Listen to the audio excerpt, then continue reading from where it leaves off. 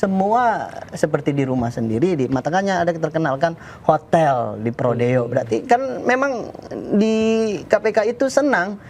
Ada kipas, ada AC, ada alas tidur. Berbeda dengan di Polsek. Misal, coba keluar klien saya aja gemuk, Pak. Karena dia katanya informasinya berenang, fitness, mungkin padel kan. Nah, jadi ketika masuk ke di KPK senang, dia suka miskin, tambah lagi, Pak. misal ya paling kejam, paling keji ya hukuman mati, atau sederhananya diasingkan lah. Soalnya Mas Ali, reformasi yang paling urgent deh apa dulu deh yang harus untuk nutup celah ini? Ya baik, saya sepakat dengan Abang untuk 3 poin yang tadi. Pertama, mental dan sistem politik harus dirubah, dan ketiga sistem hukumnya ya. Kalau sistem mental mungkin sulit ya bisa mencegah menjadi reformasi anti korupsi ini, karena memang mental manusia, karakter di zaman Nabi Adam itu sudah menunjukkan korupsi, praktik-praktik korupsi itu di dalam Al-Quran itu sudah terjadi. Habil dan Qabil itu kan nyata-nyatanya sebenarnya praktik korupsi. Jadi kalau berbicara mental memang sulit. Nah, tapi untuk sistem hukum saya sepakat dipangkaslah semua kos-kos yang menyebabkan mereka akan nanti berusaha mengembalikan dengan yang tadi itu praktek-praktek kesuap, praktek-praktek jual beli jabatan dan segala macam. Dan yang ketiga, sistem reformasi hukumnya, misal dibuat efek jera setiap apapun salah atau tidak, kalau sudah tersangka kasus korupsi ya sudah dibuat misal ya paling kejam, paling keji ya hukuman mati, atau sederhananya diasingkan lah keluarganya misal. Karena mohon maaf Bang, saya pernah nanganin perkara di KPK itu, kasus korupsi APD itu Pak, di dalam itu mereka bahagia Pak. Bahagia? Coba Noel kan karena jadi bilang, gemuk. Saya gemuk, nutrisinya apa jawabannya katanya kan karena memang di dalam itu mereka tidak dibuat efek jerah Pak, tidak dibuat tidak nyaman mungkin begitu kan. Coba kalau dibuat sistem itu ketika masuk di dalam proses penyidikan di KPK, dalam hal ini sudah ditahan, dibuatlah mereka tidak nyaman. Misal, coba keluar klien saya aja gemuk Pak. Karena dia katanya informasinya berenang, fitness, mungkin padel kan, kita nggak tahu. Nah, jadi ketika masuk di KPK senang, dia suka miskin, tambah lagi Pak. Makan nasi candong kayak di. Nah, itulah makanya berbeda. Karena kan kalau kita melihat bahwa sistem hukum ini kan seperti bagaimana eksekutif. Di KPK ini Pak, itu sistem hukumnya itu sistem eksekutif Pak. Berbeda dengan di Polsek. Coba lihat di Polsek, di Polres Pak, sengsara dia Pak, mereka itu Pak. Tidur tanpa alas. Di KPK wallahu alam Pak, semua seperti di rumah sendiri. Makanya ada terkenalkan hotel di Prodeo. Berarti kan memang di KPK itu senang orang-orang. Nah, sekarang siapa nih yang sekarang ditangkap? Dia senang-senang Pak. Ada kipas, ada AC, ada alas tidur. Berbeda dengan di Polsek. Nah, nanti setelah keluar dari KPK didaratkanlah si tersangkanya itu, si terpidananya itu di Sukamiskin. Di Sukamiskin lebih bahagia lagi. Inilah sistem-sistem reformasi, inilah sebenarnya keinginan kembali lagi kepada pemerintah, presiden sebagai kekuasaan tertinggi ini mereformasi dirinya sendiri. Karena kita sebagai masyarakat tidak bisa melakukan reformasi karena tidak masuk di dalam sistem. Apalagi kalau kita koar-koar kritik sedikit ditangkap kah, begitu kan. Itu kan terjadi. Jadi kalau mau reformasi ya bukan masyarakat yang mau reformasinya, pemerintahnya sendiri begitu. Karena mereka lah yang memiliki kesempatan. Jadi kalau untuk mental susah sekali dihilangkan, karena memang lahirnya kita ke dunia ini, bapak moyang kita, anaknya Habil dan Qabil sudah melakukan korupsi. Jadi sulit lah untuk kita membentuk mental sendiri terbebas dari korupsi. Tapi bukan berarti dinormalisasi ya Mas, tapi Ya. harus kemudian dicegah, Betul. kemudian lawan sedemikian rupa ya, serius, sangat Ya. serius gitu ya. Potensi Dan untuk dengan prinsip fair trial juga ya. pikiran-pikiran untuk korupsi akan selalu ada, tapi gimana cara kita mencegah untuk itu jadi realisasi gitu Ya. kan.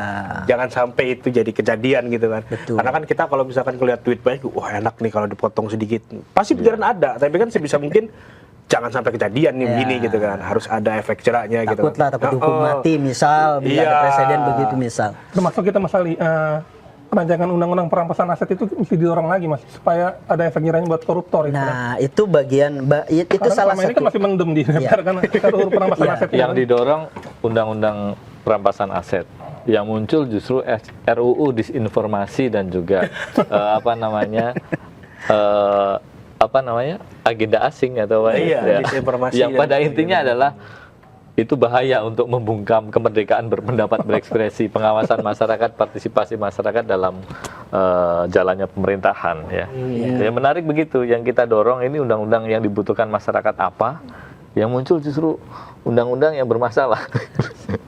Iya, perampasan aset tadi kita pahami memang itu bagian dari kita sebagai khalifah di muka bumi ini untuk memproteksi, membatasi, membuat rasa takut di dalam diri untuk melakukan korupsi. Ya, itu bagian salah satunya. Tetapi itu tidak sifatnya sementara, tidak langsung ya begitu kan.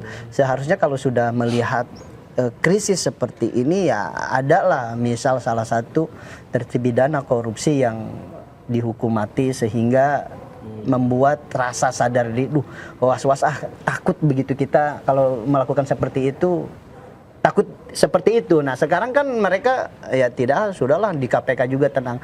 Dan kadang ada joke nih dari teman-teman mantan pidana, nggak usah takut kita di sana makan enak kok katanya. Nah inilah yang harusnya menjadi perhatian terhadap sistem KPK, bahwa ya jangan terlalu dimanjakan lah ketika seseorang sudah masuk di KPK walaupun atas nama hak asasi manusia. Kalau melihat harus dipenuhi nutrisinya, sesungguhnya yang harus dipenuhi nutrisinya adalah fakir miskin, rakyat lah ya, yang tidak memiliki jauh dari mengakses kekuasaan.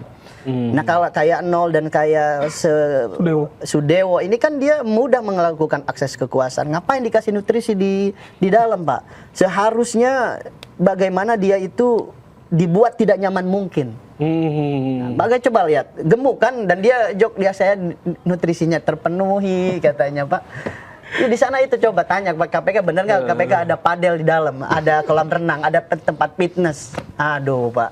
Jadi inget ini, Bang Fahmi inget stand up-nya Mensreya Panji nih, yang soal salah tangkap itu, Insen Richard yang bilang dia dituduh jadi bandar narkoba ketika datang ke kantor polisi datang. Kasus apa nih? Narkoba. Dipukulin buk gitu kan.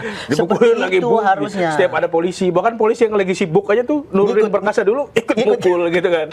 Apalagi pencabulan. Iya. Habis kalau pencabulan maksudnya, sudah di